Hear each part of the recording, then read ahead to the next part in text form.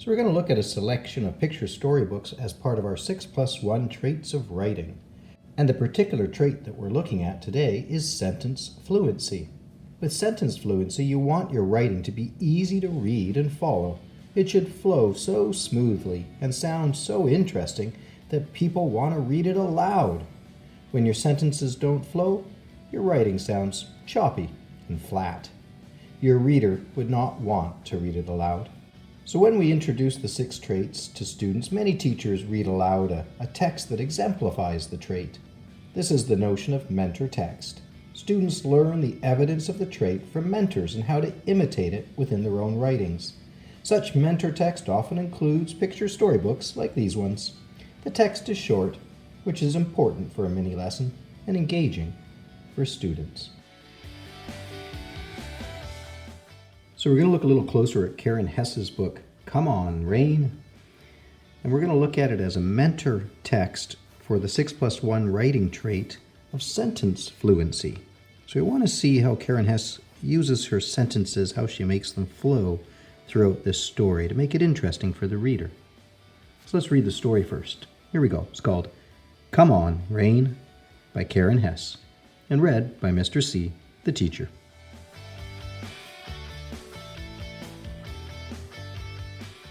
Come on, rain, I say, squinting into the endless heat.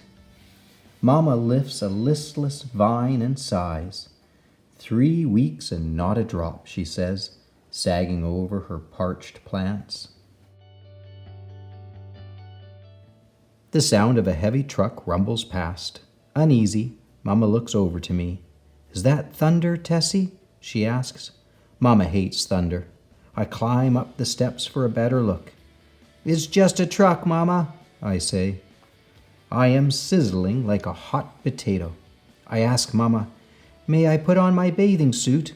Absolutely not, Mama says, frowning under her straw hat. You'll burn all day out in the sun. Up and down the block, cats pant. Heat wavers off tar patches in the broiling alleyway. Ms. Grace and Ms. Vera bend, tending beds of drooping lupins. Not a sign of my friends Liz or Rosemary, not a peep from my pal Jackie Joyce. I stare out over rooftops, past chimneys, into the way-off distance, and that's when I see it coming. Clouds rolling in, gray clouds, bunched and bulging under a purple sky. A creeper of hope circles round my bones. Come on, rain, I whisper. Quietly, while Mama weeds, I cross the crackling dry path past Miss Glick's window.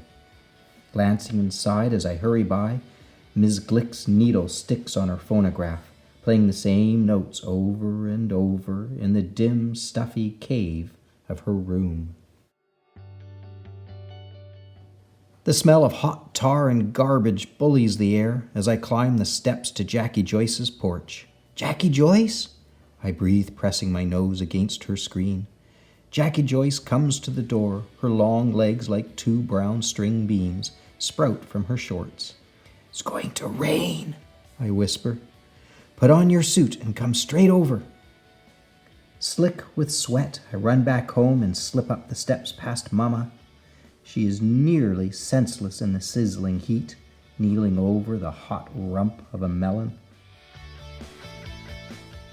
In the kitchen, I pour iced tea to the top of a tall glass.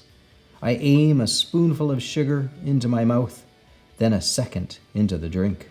Got you some tea, Mama, I say, pulling her inside the house. Mama sinks onto a kitchen chair and sweeps off her hat. Sweat trickles down her neck and wets the front of her dress and under her arms. Mama presses the ice-chilled glass against her skin. Aren't you something, Tessie? She says. I nod smartly. Rain's comin', Mama, I say. Mama turns to the window and sniffs. It's about time, she murmurs.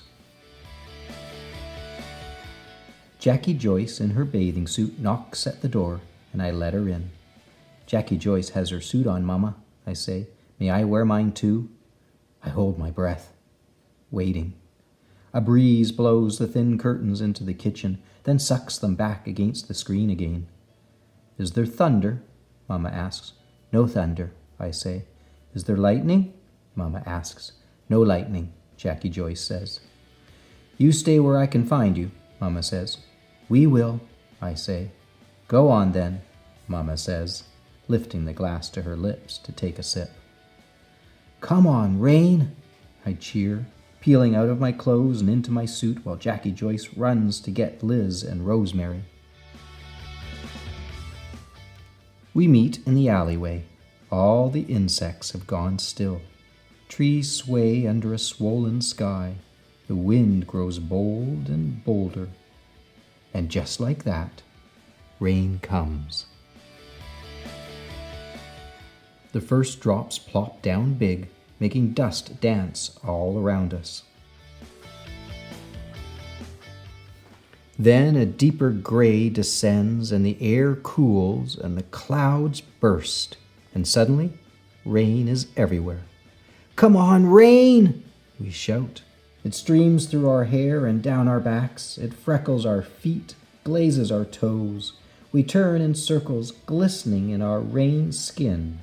Our mouths wide, we gulp down rain. Jackie Joyce chases Rosemary, who chases Liz, who chases me. Wet, slicking our arms and legs, we splash up the block, squealing and whooping in the streaming rain. We make such a racket, Ms. Glick rushes out on her porch.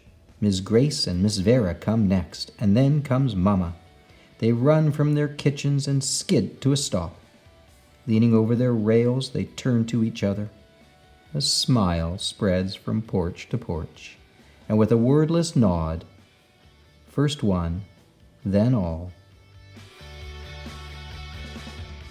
fling off their shoes, skim off their hose, tossing streamers of stockings over their shoulders, our bare-legged mamas dance down the steps and join us in the fresh, clean rain, while the music from Ms. Glick's phonograph shimmies and sparkles and streaks like night lightning. Jackie Joyce, Liz, Rosemary, and I, we grab the hands of our mamas. We twirl and sway them, tromping through puddles, romping and reeling in the moisty green air. We swing our wet and wild-haired mamas till we're all laughing under trinkets of silver rain.